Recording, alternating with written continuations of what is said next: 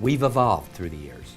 And so we have a various different level of individuals that belong to ACP, from business continuity, disaster recovery, crisis management, emergency planning. One of our chapters, we just heard at a meeting today, one of our chapters doesn't really focus on the business continuity end of it. They have other professionals in industries because, quite honestly, when there is a disaster, and I just went through one on the New Jersey coast, it's not necessarily the business continuity professionals, it's the individuals that have to understand how to recover.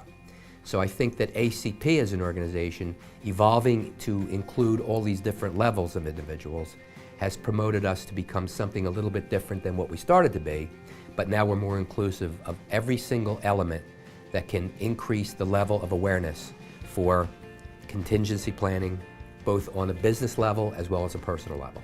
The most important thing that I have found within this organization is passion. And I know that's an overused word. Everybody's passionate about everything. But what I have really found is that the people that I speak to are very passionate about what they do. I have not met a person who does not understand the value of what they bring. It is about saving human life. It is about, in any way decreasing any type of human misery. So for us, it's a passion about the bigger picture. It's a passion about the bigger goal.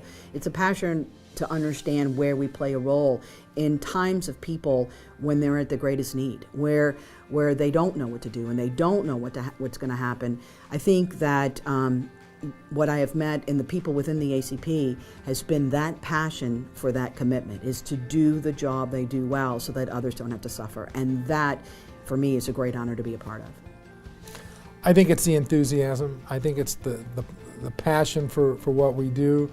I think it's the fact that we know that ultimately some of the things that we're involved, many of the things that we're involved in can actually save lives.